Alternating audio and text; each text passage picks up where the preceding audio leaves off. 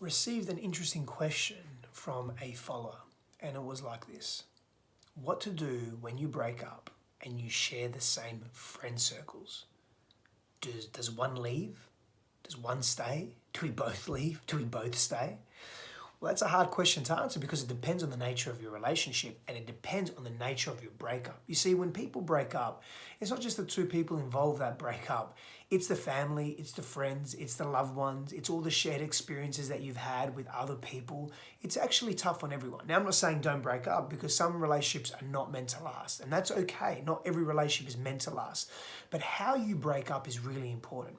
So if you break up from a place of what's also known as conscious uncoupling, where you're aware of the dynamics of your relationship, you're aware of how you behave because of the relationship, because of how you showed up, because of how the other person showed up, and instead of blaming the other person, shaming the other person and taking it out on them and being angry at them for you feeling disheartened or sad or the relationship ending, you get to look at yourself and you get to look at the relationship dynamic and how it served you. See, it's one of those questions that you get to ask and say, how has this served me? How is this for me as opposed to why is this happening to me? And so instead of being a victim, instead of being in so much pain, which by the way, you need to feel the feelings, that's very important because that's part of the freedom process and developing a new version of yourself. But instead of feeling this victim and blaming other people and blaming your partner and hating the world, which again, you're allowed to do for a short period of time, but make a choice to get out of that. Instead of doing that, you get to look at the relationship and say, how has this served me? How have I grown? How has this person actually made me a better person? Yeah, okay, it's tough. It's sad. We're not meant to be together. I don't feel that. Maybe the other person doesn't feel that. Or maybe the other person does feel that and you don't, or vice versa.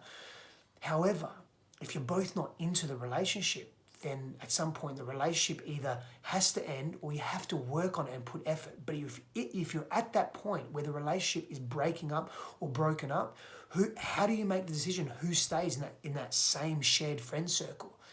Well, the answer is this: you both get to stay if you both have grown in a mature way from the ending of the relationship. Now, that's not to say for a short period of time one of you may have to, or both of you, and you can take turns and you can talk about this with your friends, you can discuss this very transparently in order to heal, even if it's an amicable breakup, but in order to heal and break some patterns and habits around being in a relationship, because maybe you've been together, every morning you've been walking the dog, or every evening you're together and you're sharing meals, and you've got to break those habits of cohabitation, but also being together.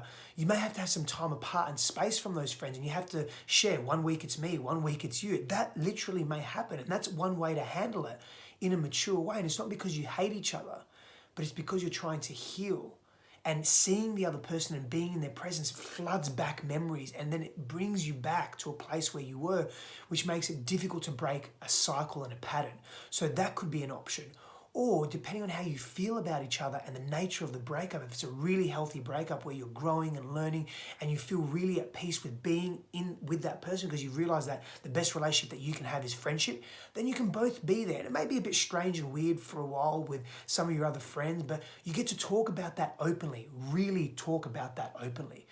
And if it's a really quote unquote bad breakup, then you're going to have to make a tough decision, and that can be really difficult, and that can put a lot of pressure on your friends. So I suggest that you don't involve your friends with that one, because that puts people in a predicament, in a very difficult situation. So they're your options. And if you get to choose to break up in a mature, healthy way, then your options are broadened and you get to be in the safety of your friendships still. You get to be in the familiarity and the nurturing of your friendships.